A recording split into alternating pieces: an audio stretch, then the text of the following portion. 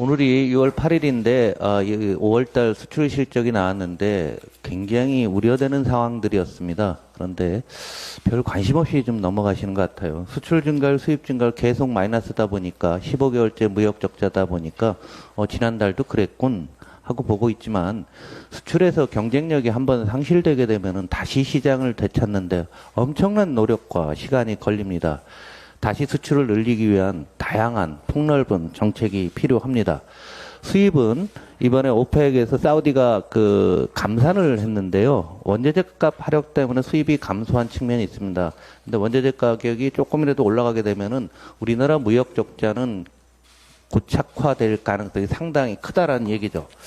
이걸 긴 그림을 한번 보시면 요 왼쪽 그림을 놓고 보시면은요. 우리나라의 일평균 수출액입니다. 일평균 수출액은 2017년 수준에서 지금이랑 똑같습니다. 그러면 우리가 거의 6, 7년 동안 수출이 안 늘었다라는 얘기죠. 중간에 잠깐 늘었던 것은 반도체 착시에 불과한 겁니다. 그리고 우상단에 놓고 보시면 수출 물량입니다. 물량은 거의 2013년 수준이에요. 10년 동안 우리는 물량이 늘지는 않았다는 얘기죠. 근데 한국 산업 구조에서 중후 장대형 산업, 소재, 산업재 이런 쪽의 수출 비중이 매우 높은데 이쪽은 거의 물량을 늘지 않았다라는 그런 측면에서 놓고 보게 되면은 한국 경제가 구조적으로 어렵다라고 볼 수가 있는 거고요. 최근에 그나마 버티는 것은 우하단에 있는 미국에 대한 자동차 수출이 증가하고 있기 때문에 그렇습니다. 미국에 우리나라 현대차, 기아차가 SUV를 대규모로 출시를 했습니다. 그리고 미국의 영업용 차는 IRA 적용을 받지 않기 때문에 경쟁력이 있습니다. 그러니까 렌트카 같은 데 매출이 굉장히 늘어나는 이례적인 성격이 강합니다. 그래서 지금 반도체 나쁜 상태에서 자동차가 받쳐주고 있는데 자동차가 하락하기 시작하게 되면은 한국 수출은 매우 어려워진다라는 위기를 다시 한번 경고하고 싶고요. 요거는 이제 우리나라 15대 수출 품목의 최근 수출 동향을 놓고 본 겁니다. 똑같은 내용인데요. 자동차 이외에는 보이지가 않죠. 그리고 중요한 것은 오른쪽 끝에 보면 2차 전지가 있는데 한국이 2차 전지 세계 1위 국가라고 합니다. 중국은 내수가 많기 때문에 수출을 별로 안 해요. 그런데 2차 전지마저도 우리가 마이너스로 나오고 있습니다.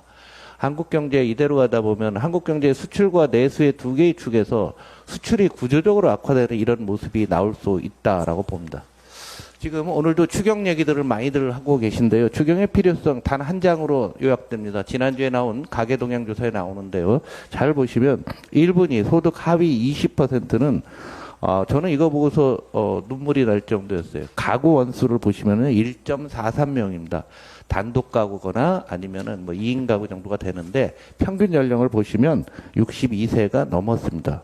반면에 상위 20%를 놓으시면 가구 수가 3.2고요. 그다음 평균 연령이 50이 안 됩니다. 이 말의 의미는 뭐냐면 우리 사회에서 고령자 1인 가구 이런 분들이 정상적인 생활을 못하고 있고 이것이 구도화되고 있다는 얘기입니다.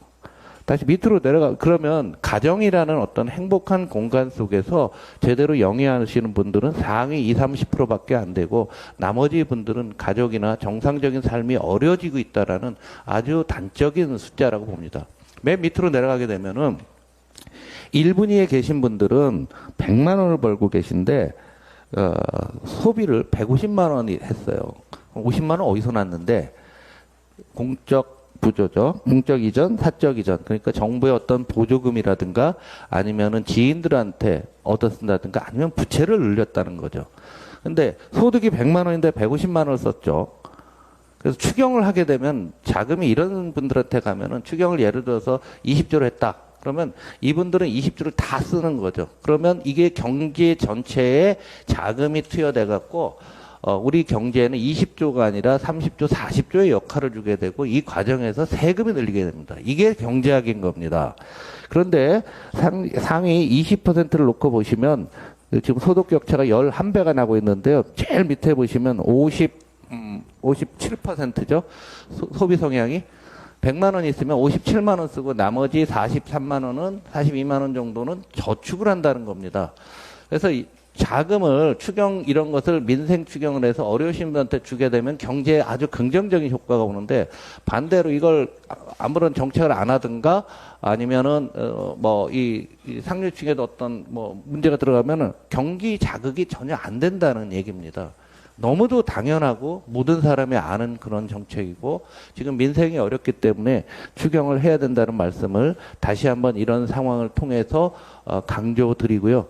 저희 더불어민주당은 이게 가계동향조사에 나온 이게 소득과 소비 통계를 보면서 우리가 민생 추경이 됐건 또 1분위, 2분위 그러니까 절반 아래에 계신 분들이 정상적인 삶을 영위할 수 있는 것이 민주당의 책임이라고 생각하고 지속적으로 정책을 말씀드리겠습니다.